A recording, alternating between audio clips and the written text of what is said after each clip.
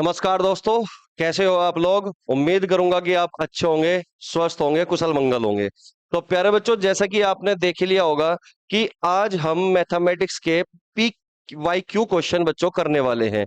और स्पेशल प्यारे बच्चों हम यूपीएसआई दरोगा यानी कि आज हम जो चैप्टर स्टार्ट करेंगे परसेंटेज से चैप्टर स्टार्ट करेंगे। यानी कि परसेंटेज के जितने भी क्वेश्चन अब तक यूपीएसआई दरोगा में आ चुके हैं और उन्हीं के साथ साथ बच्चों कि जो संभावित क्वेश्चन हो सकते हैं फ्यूचर में यूपीएसआई के एग्जाम में, जिनकी संभावना है, ऐसे क्वेश्चन प्यारे बच्चों मैं यहाँ पर आपके सामने लेकर आया हूं। और मैं ये मानकर चलूंगा कि आपने कहीं ना कहीं मैथमेटिक्स पढ़ा हुआ है, परसेंटेज चैप्टर आपका क्लियर होगा।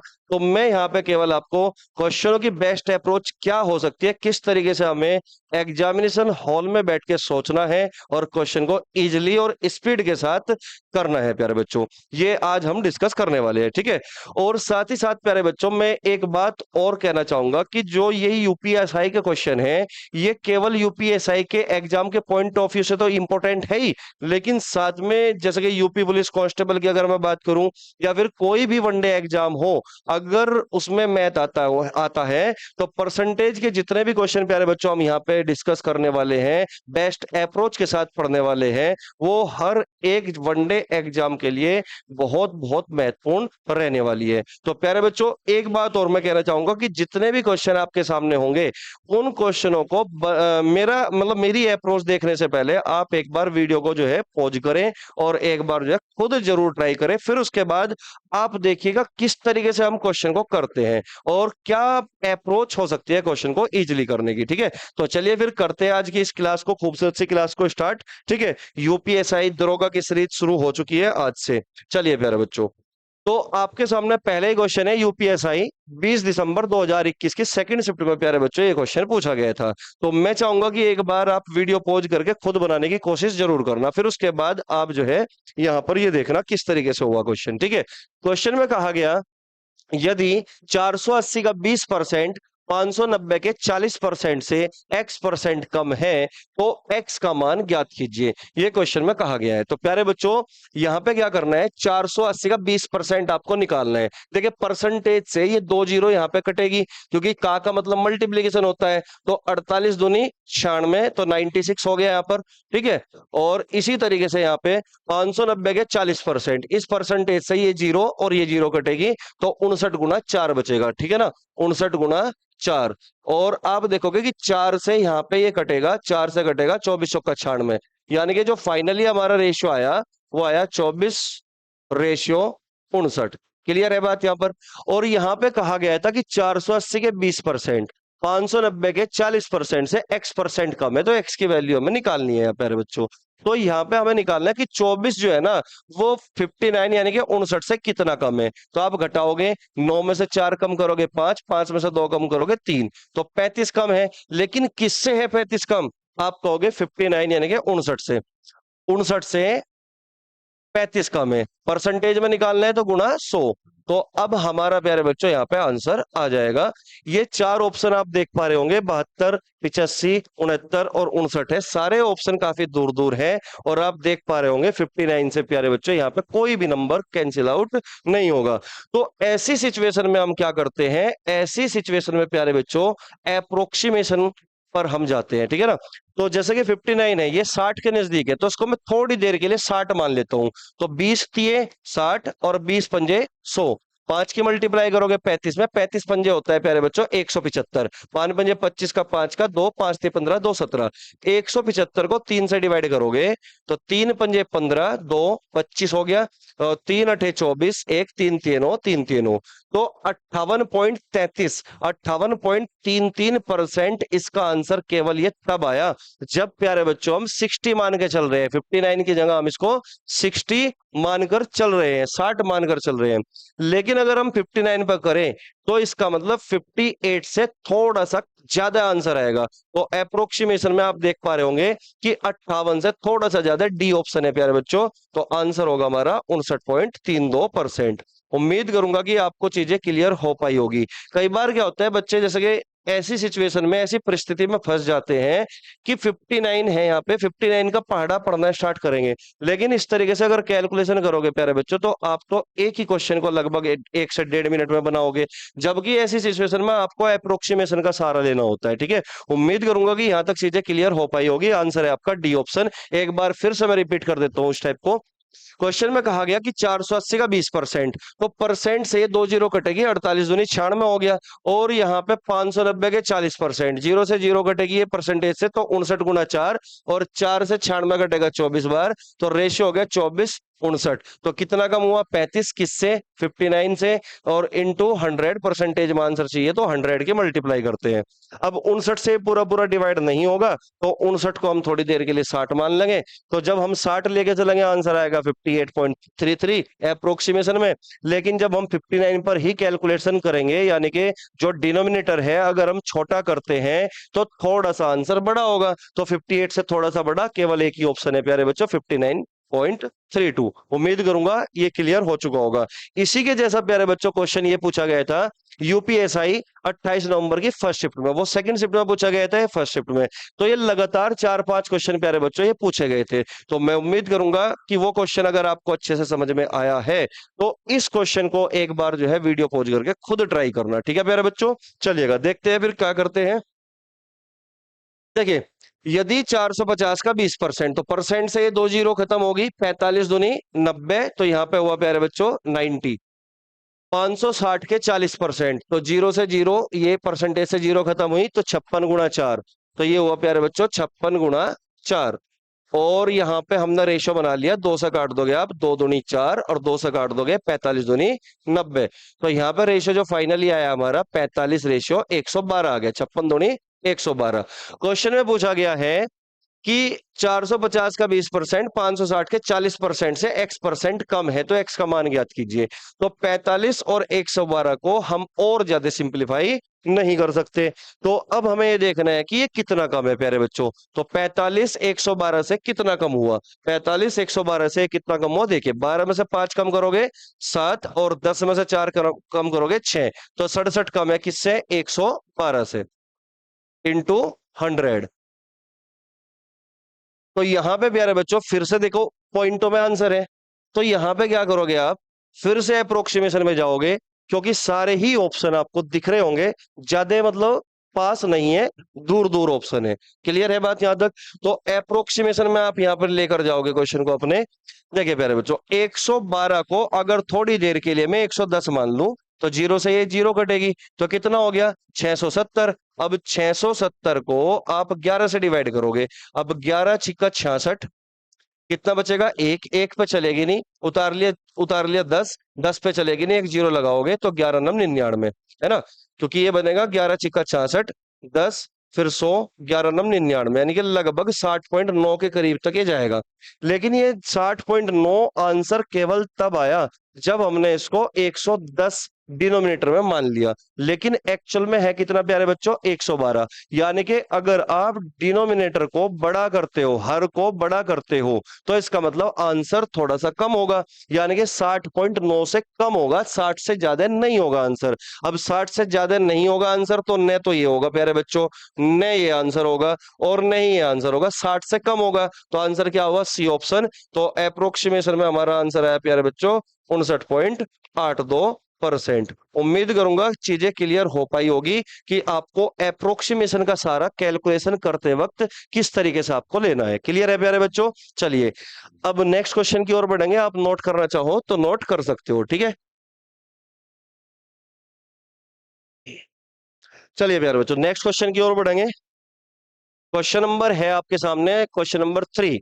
यदि 400 का 25%, 510 के 40% से x% कम है, तो x का मान ज्ञात कीजिए। तो प्यारे बच्चों सेम क्वेश्चन है, ये यूपीएसआई 27 नवंबर की सेकंड शिफ्ट में पूछा गया था, सेम ही क्वेश्चन। तो ये क्वेश्चन प्यारे बच्चों आपके लिए है, होमवर्क है, और इस क्वेश्चन का आंसर आप जो है कमेंट बॉक्स में मुझे बताओगे कि इसका आंसर क्या होगा। क्लियर है बात? ये आपके लिए है। तो नेक्स्ट क्वेश्चन की ओर बढ़ेंगे, क्वेश्चन नंबर 4। देखिए, मैं कोशिश करूंगा कि ये जो 40-45 मिनट की क्लास होगी इसमें मैं मैक्सिमम क्वेश्चन आपको करा पाऊं, प्रैक्टिस करा पाऊं, क्योंकि ये प्रैक्टिस क्लास है।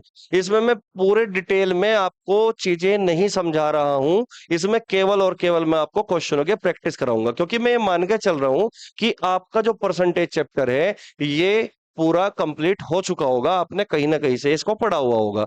ठीक है।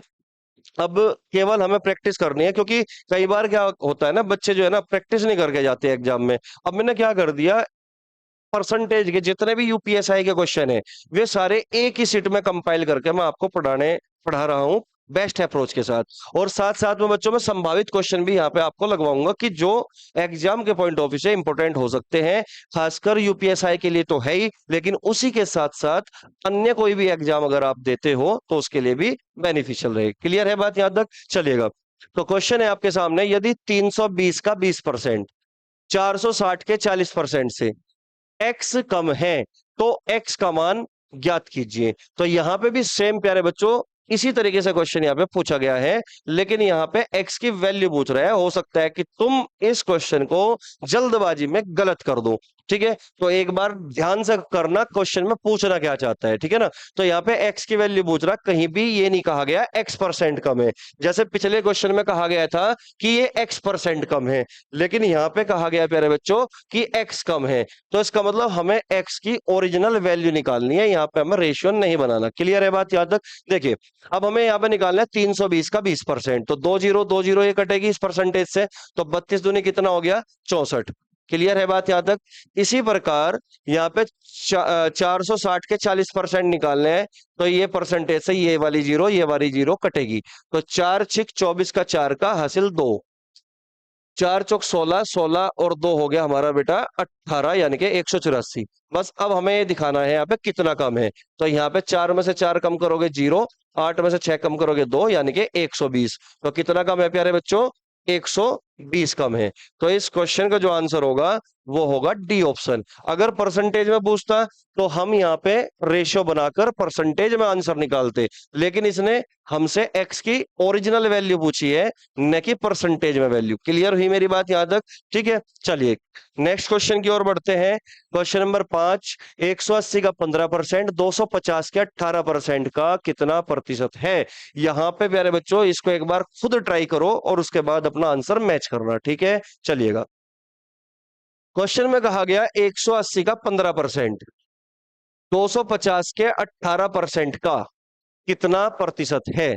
तो प्यारे बच्चों परसेंटेज का एक रूल होता है, एक नियम होता है कि जिसके बारे में पूछा गया है उसको हमेशा न्यूमरेटर यानी कि अंश में रखते हैं, और जिसके रेस्पेक्ट में पूछा गया है उसको हमेशा डिनोमिनेटर यानी कि हर में रखते हैं, नीचे रखते हैं। क्लियर है बात? तो यहाँ पे हमें क्वेश्चन में यही देखना है पूछा किसके बारे में गया है। तो 180 के 15% के बारे में पूछा गया है कि ये वाली जो चीज है इस वाली चीज का कितना प्रतिशत है। तो 180 के 15%, 180 का 15%, 250 का 18% का कितना प्रतिशत है? तो बाद में प्यारे बच्चों आपसे परसेंटेज में पूछ रहा है तो 100 की मल्टीप्लाई और करोगे और बस आपका आंसर यहां से इतना करते ही आपका आंसर यहां से निकलेगा। क्लियर है बात यहां तक? ठीक है, तो अब यहां पे केवल और केवल आपको प्यारे बच्चों सिंप्लीफाई करना है। देखिएगा, 3 पंजे 15 और 3 छंग 18, 6 से काट दोगे 6 18 30 हो गया, 0 से 0 काट दिया, 25 से काट दो 4 बार कटेगा, 4 पंजे 20, 20 3 60। तो आंसर प्यारे बच्चों आपका आ चुका है 60%। तो डी ऑप्शन इसका करेक्ट जवाब है। उम्मीद करूंगा यहां तक चीजें क्लियर हो पा रही होगी, है ना? चलिए नोट करिए इसको एक बार। चलिए प्यारे बच्चों नेक्स्ट क्वेश्चन की ओर बढ़ते हैं।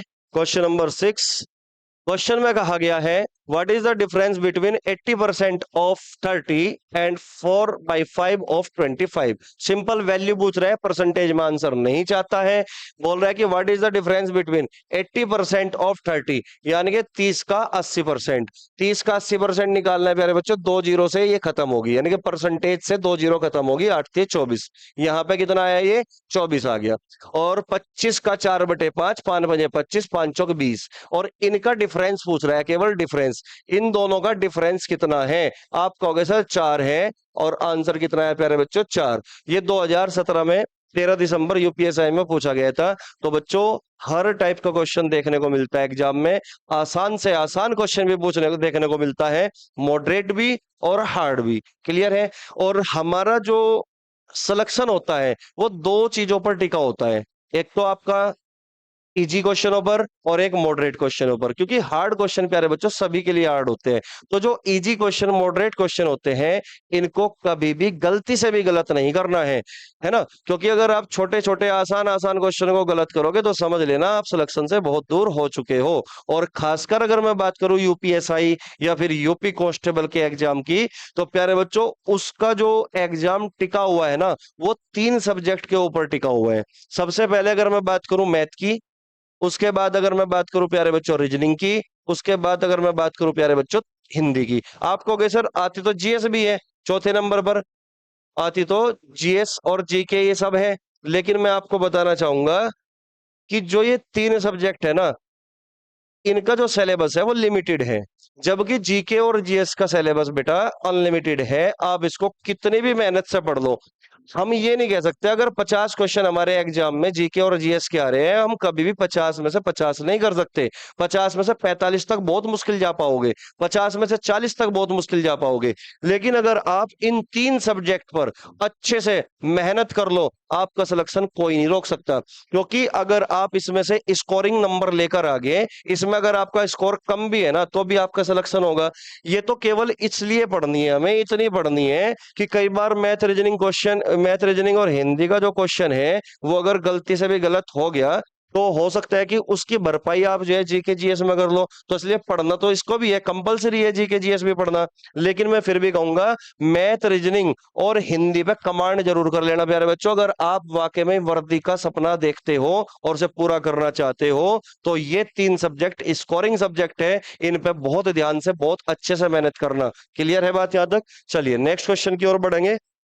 क्वेश्चन नंबर 7, ये यूपीएसआई 2017 का क्वेश्चन है जो परसेंटेज में पूछा गया था। तो देखिए बच्चों क्या कह रहा है क्वेश्चन। कह रहा है कि पी का 5% 10 है और क्यू का 10% 5 है।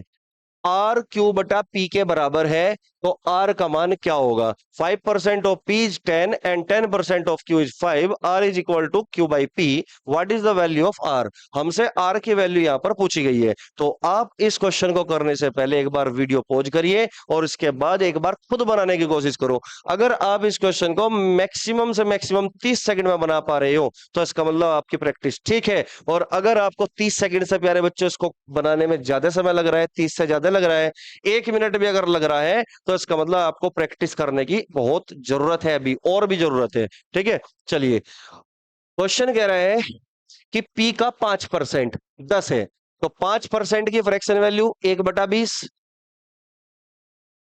ये किसके बराबर है? 10। तो यहां से प्यारे बच्चों आप पी की वैल्यू निकाल लोगे, कितनी हुई पी की वैल्यू? 200।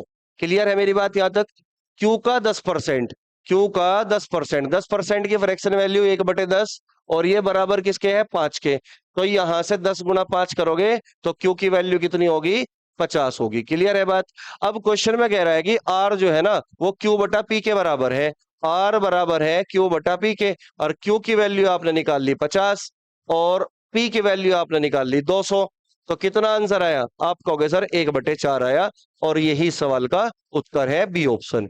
क्लियर है बात यहां तक? तो इजी क्वेश्चन था, कोई टिपिकल क्वेश्चन में हम इसको नहीं कह सकते।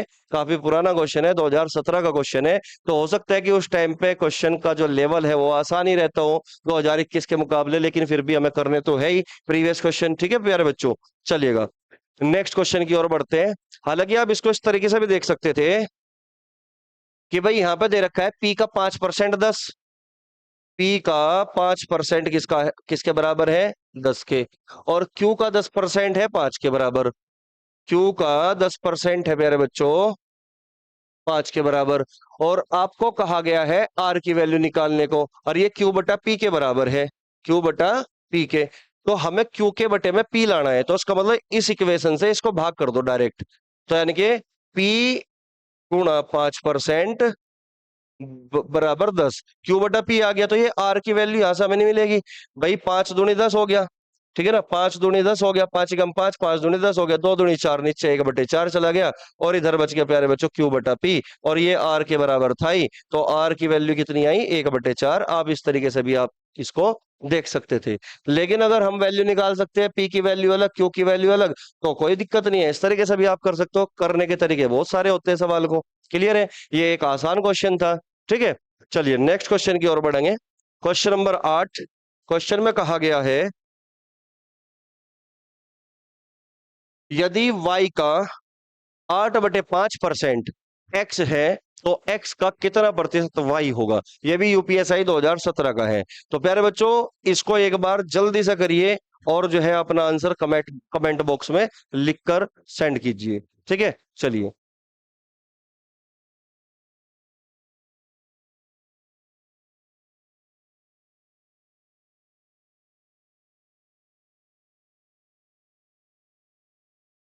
चलिए प्यारे बच्चों, क्वेश्चन में कहा गया है, इफ 8/5% ऑफ y, तो y का 8/5% किसके बराबर है, x के बराबर है। तो x के बराबर दे रखा है प्यारे बच्चों 8/5%, परसेंट हटाओगे बटे में 100 आ गया, और ये किसके बराबर है प्यारे बच्चों, y का 8/5%, यानी कि x के बराबर है। Then what percent of x is y, कह रहा कि y जो है x का कितना प्रतिशत है। क्वेश्चन में इतनी सी बात पूछ ली है ना, y के बारे में पूछा गया है, तो x का कितना प्रतिशत y होगा। पूछ किसके बारे में रहा है, y के। तो जिसके बारे में पूछता है उसको ऊपर रखते हैं, जिसके रेस्पेक्ट में पूछता है प्यारे बच्चों उसको नीचे रखते हैं। परसेंटेज में पूछ रहा है तो गुणा 100, यानी कि y/x गुणा 100 करना है हमें। y और x की वैल्यू अगर हमें मिल जाए तो हमारा आंसर निकल जाएगा। ठीक है ना, तो यहाँ पे देखिए, यहाँ पे प्यारे बच्चों हम रेशो निकाल सकते हैं एक्स और वाई का। 4 से काट दोगे 4 दूनी 8, 4 से काट दोगे 25, 25 पंजे 125, एक्स की वैल्यू कितनी होगी 2, यानी कि एक्स और वाई का रेशियो अगर मैं निकाल लूं तो एक्स की वैल्यू कितनी होगी प्यारे बच्चों 2, वाई की वैल्यू कितनी होगी 125। और आपसे पूछा गया है कि वाई एक्स का कितना प्रतिशत है, तो वाई के बारे में पूछा गया है, यानी कि 125 के बारे में आपसे पूछा गया है। एक्स के रेस्पेक्ट में एक्स की वैल्यू कितनी है 2, तो बटे में 2, और गुणा कर दोगे प्यारे बच्चों आप 100 की। 2 से काट दोगे 50 बार कटेगा, और 125 पंजे 625, 625 एक जीरो और लगाओगे तो आंसर आ गया प्यारे बच्चों आपका ए ऑप्शन, 6250%, 6250%। उम्मीद करूंगा कि क्वेश्चन आपको अच्छे से समझ में आया होगा। तो ये सबसे अहम रूल है परसेंटेज का, कि जिसके बारे में पूछता है उसको हमेशा अंश यानी कि न्यूमरेटर में रखते हैं, और जिसके रेस्पेक्ट में पूछता है उसको प्यारे बच्चों हमेशा डिनोमिनेटर यानी कि हर में रखते हैं। क्योंकि कई जगह मैंने देखा है, किताबों में भी देखा है, आपको ना फॉर्मूला रटवा दिया जाता है कि कम बटे अधिक गुणा 100 या अधिक बटे कम गुणा 100। ये क्या बकवास की चीज है। क्लियर है, तो आपको सिंपल इतनी बात याद रखनी है कि जिसके बारे में पूछा जाएगा उसको अंश में यानी कि न्यूमरेटर में, जिसके रेस्पेक्ट में पूछता है उसको नीचे। तो यहाँ पे आप साफ साफ देख पा रहे हो कि एक्स का कितना प्रतिशत वाई है, तो वाई के बारे में पूछना चाह रहे हैं कि y/x गुणा 100, ये आपसे पूछना चाहता है। क्लियर है बात यहां तक। नेक्स्ट क्वेश्चन की ओर बढ़ते हैं। Question number 9। क्वेश्चन में देखिए क्या कहा गया।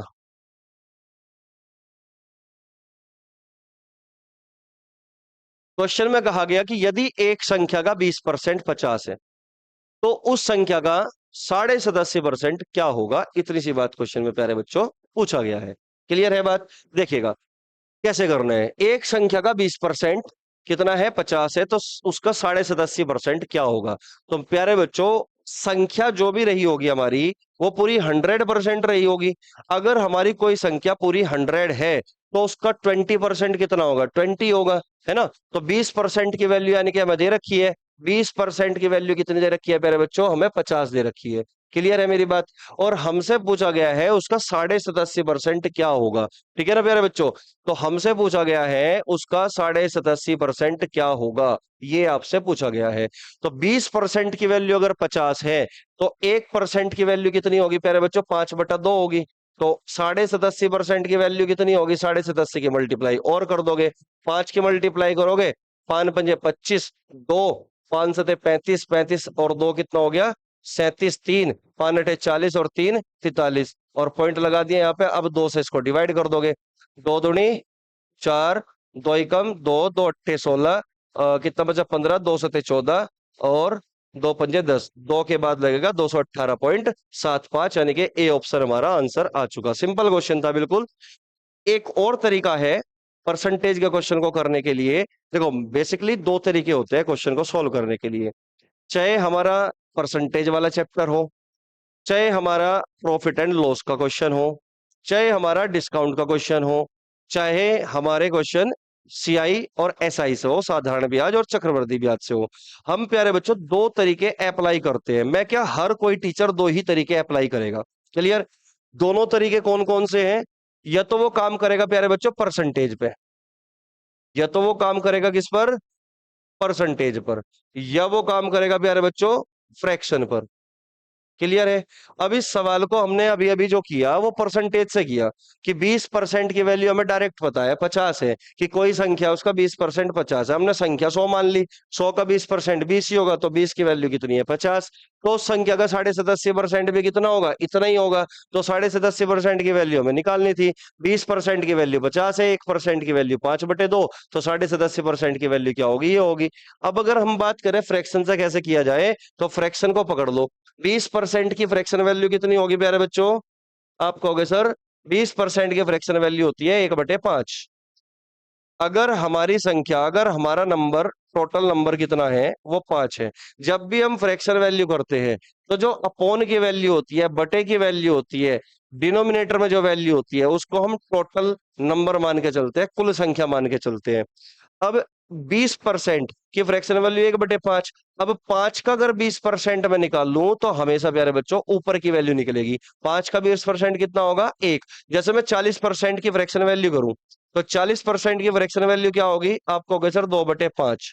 अगर हमारी संख्या 5 है तो 5 का 40% क्या होगा, हमेशा ऊपर की वैल्यू होगी 2। क्लियर हो चुकी होगी बात यहां तक? इसी प्रकार अगर हमारा नंबर 5 है तो 5 का 20% कितना होगा, 1 होगा। तो 1 की वैल्यू हमें दे रखी है, 1 की वैल्यू हमारे पास कितनी है, 50 है। तो 5 यूनिट की वैल्यू कितनी होगी, आप कहोगे सर 1 यूनिट की वैल्यू अगर 50 है तो 50 की मल्टीप्लाई यहां पे कर दोगे तो 5 बजे 25 यानी कि 250। तो इसका मतलब ये हुआ कि हमारी जो संख्या है वो 250 थी, 250 है हमारी संख्या, है ना? अब इस 250 का हमसे क्या पूछा गया, इस 250 का हमसे पूछा गया है 87.80%। अब हम ये बात जानते हैं कि 12.5% की फ्रैक्शन वैल्यू कितनी होती है, आप कहोगे सर 1/8। ये तो याद है हमारे। अब 87.80% की अगर मैं बात करूं, 87.80% की फ्रैक्शन वैल्यू क्या होगी, तो 12×7=84, 7×5=35 का 7 गुना है ये, तो 7/8 होगी। ठीक है ना?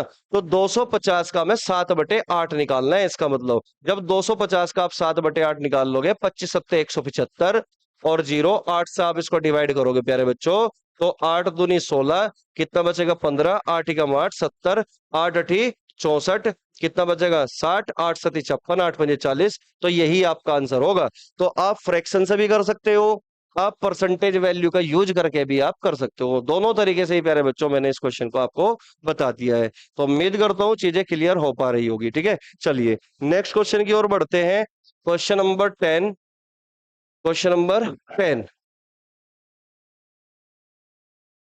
क्वेश्चन नंबर 10 में कहा गया है, यदि क्यू पी के 20% के बराबर है और आर क्यू के 30% के बराबर है, तो निम्न में से कौन सा विकल्प आर के 30% के बराबर होगा? तो प्यारे बच्चों इस क्वेश्चन को एक बार मेरे कहने से वीडियो को पॉज करिए और एक बार खुद ट्राई कीजिए। वाकई में ही जबरदस्त क्वेश्चन यूपीएसआई में 2017 में एग्जामिनर ने पूछा है। एक तरीके से मैं कहूं कि ये एक स्टेटमेंट वाला क्वेश्चन है, लास्ट में बोल दिया कौन सा विकल्प आर के 30% के बराबर है। तो देखिए आप इस सवाल को कितने टाइम में करते हैं और फिर करना कैसे होता है, मैं आपको बताऊंगा बेस्ट अप्रोच क्या हो सकती है ऐसे क्वेश्चनों को करने की। क्लियर है बात यहां तक? चलिए करिए जल्दी से फटाफट, मैं थोड़ी देर के लिए रुक जाता हूं।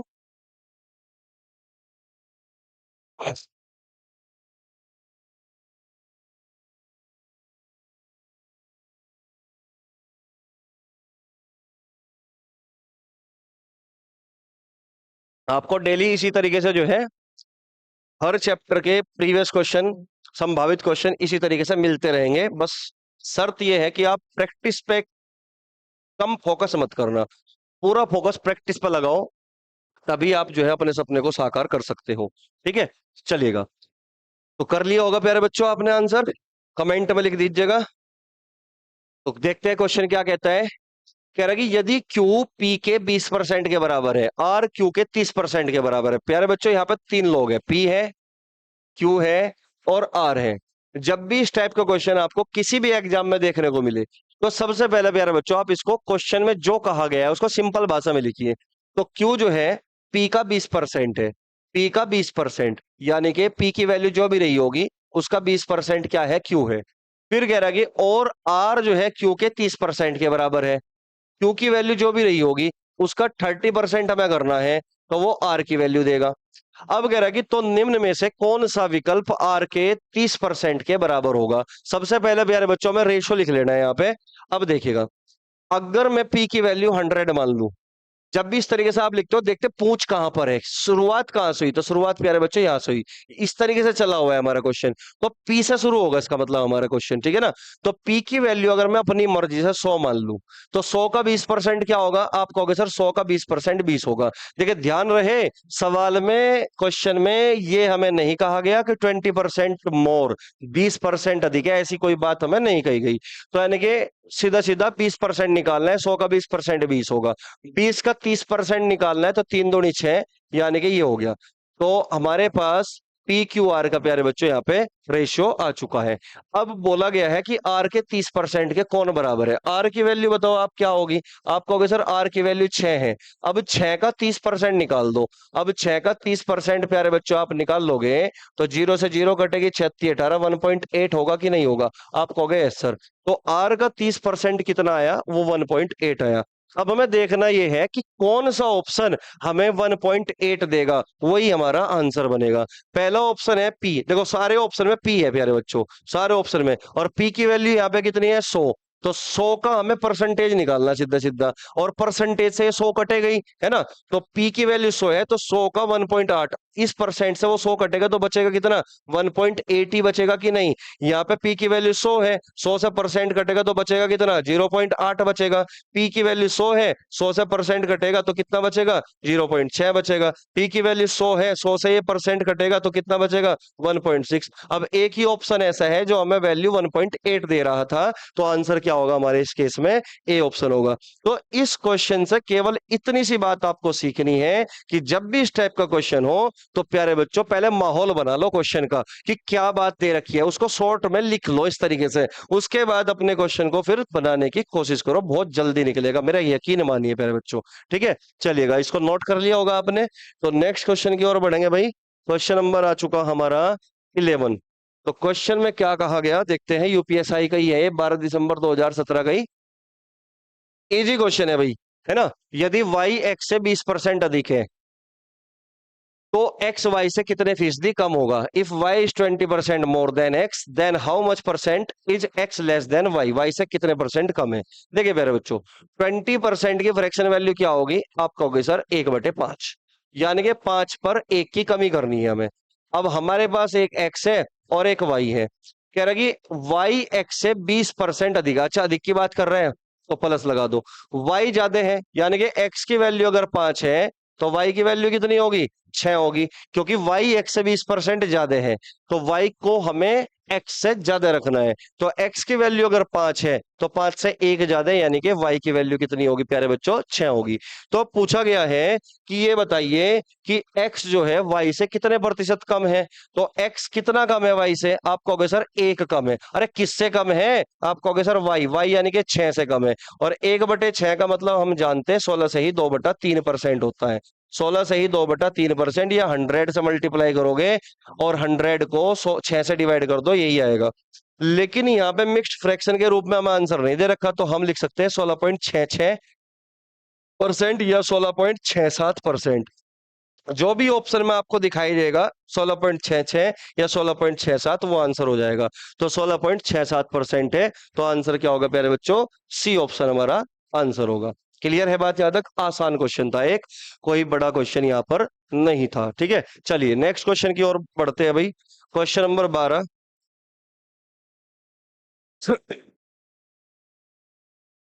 देखिए प्यारे बच्चों, ये क्वेश्चन जो है हमारा एक संभावित क्वेश्चन है कि इस टाइप का क्वेश्चन फ्यूचर में यूपीएसआई या यूपी कांस्टेबल या फिर वनडे एग्जाम कोई भी हो, एसएससी हो चाहे रेलवे हो, किसी न किसी एग्जाम में ऐसा क्वेश्चन फिर से देखने को मिल सकता है। तो मैंने शुरुआत में ही आपको बोला था कि यूपीएसआई के क्वेश्चनों के साथ साथ मैं कुछ क्वेश्चन, संभावित क्वेश्चन भी लेकर आऊंगा, ताकि आपकी प्रैक्टिस एक अच्छे लेवल पर जाए। ठीक है, चलिएगा।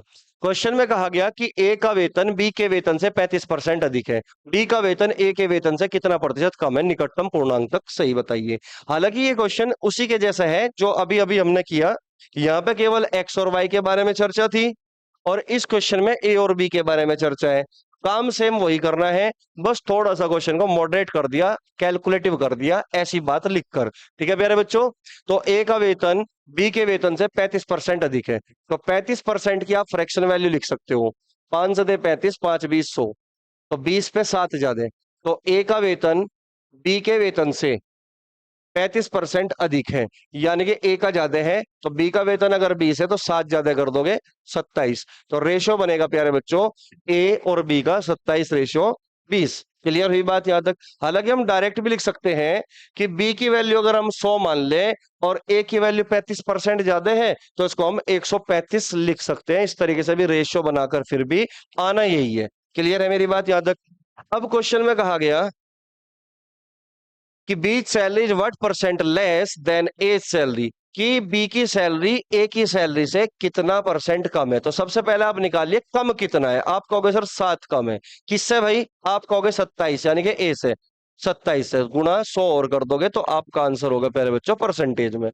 लेकिन आप देख पा रहे होंगे कि 27 से ना तो 100 पूरा पूरा डिविजिबल है और ना ही 7 पूरा पूरा डिविजिबल है। क्लियर है मेरी बात यहां तक?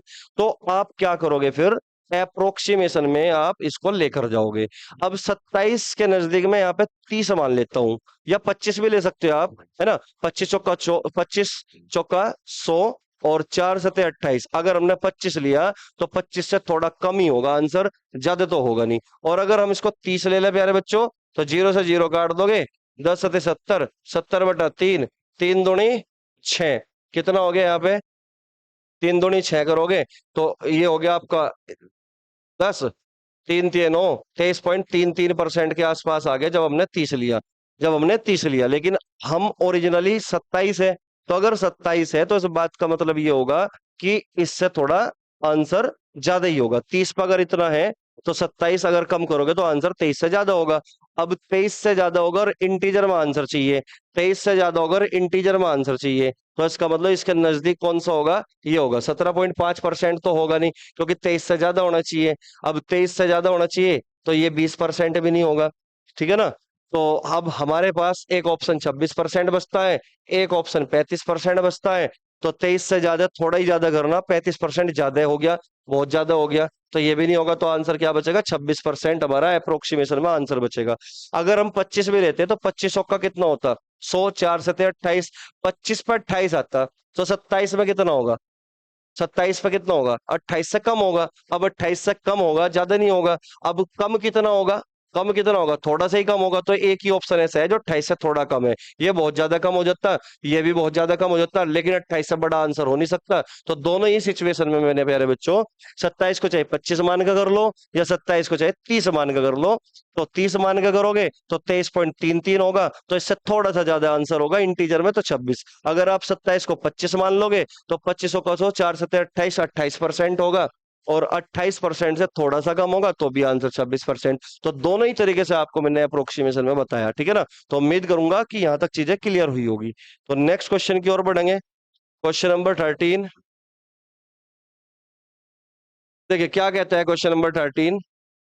क्वेश्चन में कहा गया कि यदि चावल के मूल्य में 25% की वृद्धि हो जाती है, चावल के मूल्य में 25% की वृद्धि हो जाती है, तो किसी गृह स्वामी को उसकी खपत कितने प्रतिशत कम कर देनी चाहिए, ताकि उसके चावल खरीद के खर्च में वृद्धि न हो। यानी कि एक्सपेंडिचर को कांस्टेंट रखना चाहती है गृह स्वामी, वो खर्चे को कांस्टेंट रखना चाहती है, ना खर्चा बढ़े और ना खर्चा घटे। ऐसे सवाल एग्जाम के पॉइंट ऑफ व्यू से बहुत ज्यादा इंपॉर्टेंट होते हैं प्यारे बच्चों।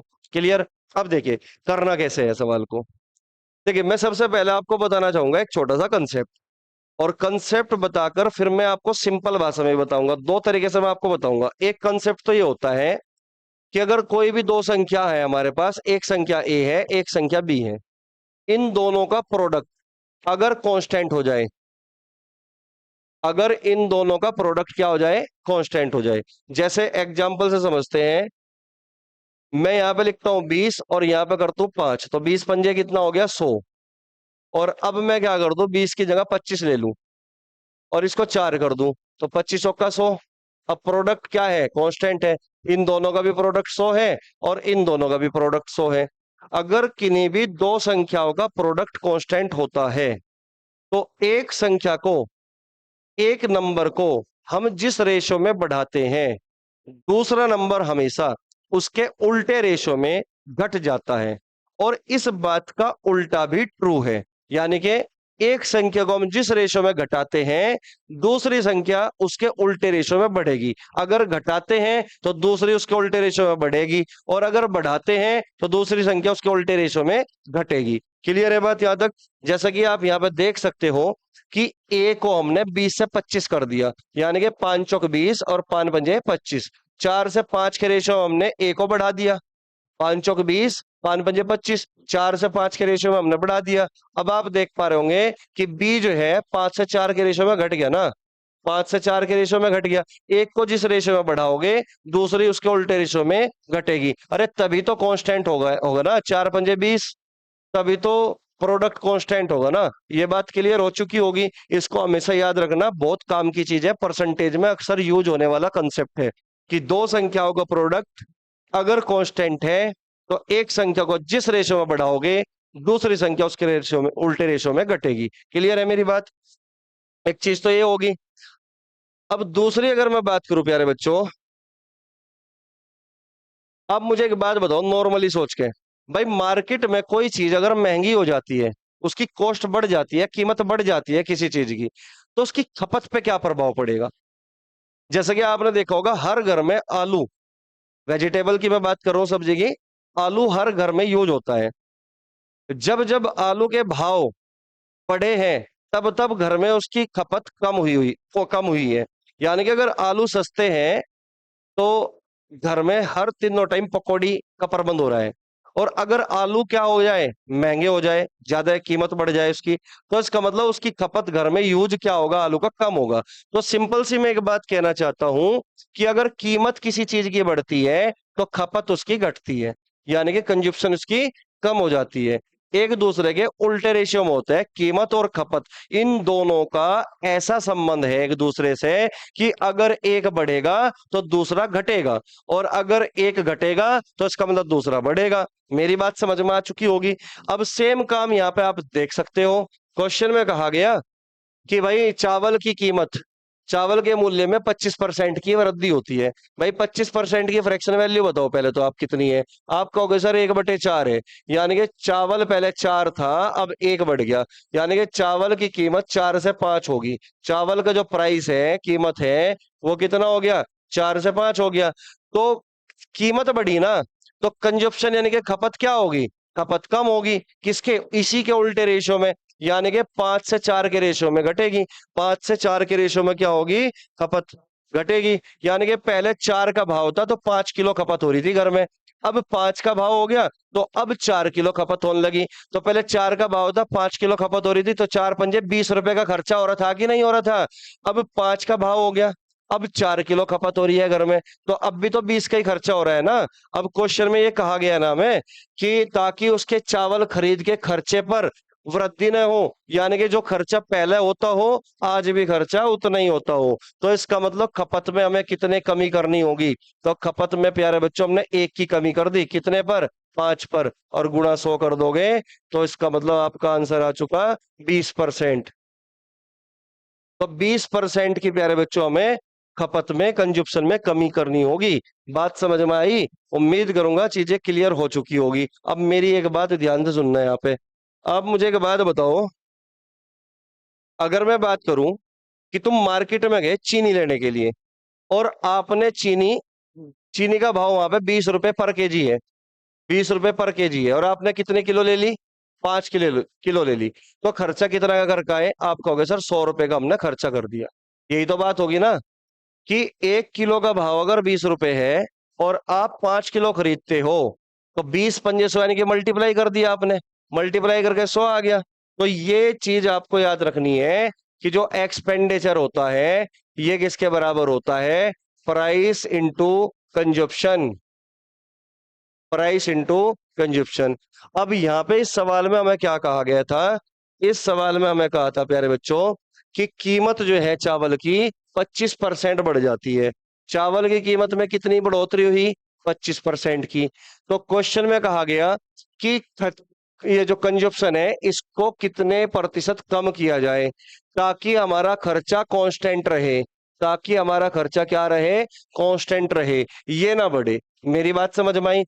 तो अब ये कांस्टेंट तो केवल तभी रहेगा ना भाई, अभी अभी कंसेप्ट क्या बताया कि दो संख्याओं का प्रोडक्ट अगर कांस्टेंट है तो एक संख्या को हम जिस रेशो में बढ़ाते हैं दूसरी संख्या उसके उल्टे रेशो में घटेगी। तो इन दोनों का प्रोडक्ट हमें कांस्टेंट रखना है। तो 25% को बढ़ा दिया हमने, 25% की फ्रैक्शन वैल्यू कितनी होगी, 1/4। 4 से 5 हमने कर दिया क्या, प्राइस। तो कंजप्शन क्या होगी, इसके उल्टे रेशियो में घटेगी, 5 से 4 के रेशियो में। तो एक कम होगी, 1/5 गुणा 100, तो कितना हुआ, 20%। तो दोनों ही तरीके से आप चीजों को समझिए, इस तरीके से भी समझिए, क्योंकि ये बात पता होनी चाहिए कि प्राइस इंटू कंजप्शन की मल्टीप्लीकेशन ही एक्सपेंडिचर यानी कि खर्चा होता है। क्लियर है बात याद तक? ठीक है, चलिए उम्मीद करता हूँ चीजें क्लियर हुई होगी। अब नेक्स्ट क्वेश्चन की ओर बढ़ेंगे भाई, 13वां क्वेश्चन हमारा हो चुका, क्वेश्चन नंबर 14 पे आइए। अब देखिए क्या कहता है क्वेश्चन में, बनाइए इस क्वेश्चन को जल्दी से।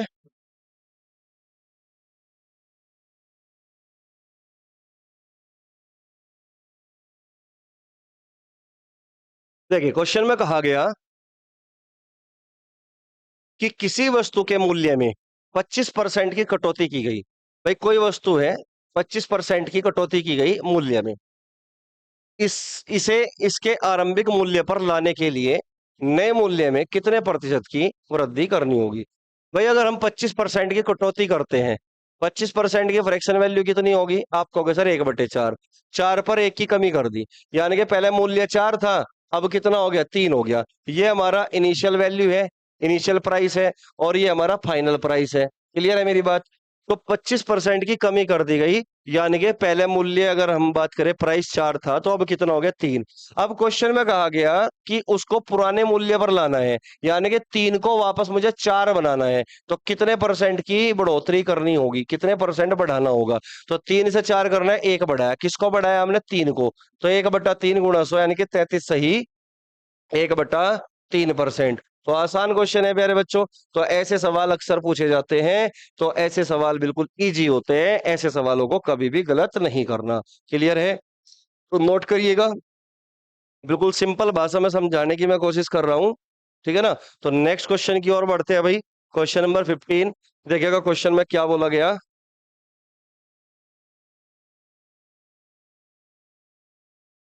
ये क्वेश्चन देखिए क्या कह रहा है, कह रहा है कि ए का वजन बी के वजन से 20% अधिक है, जिसका वजन सी के वजन से 30% अधिक है।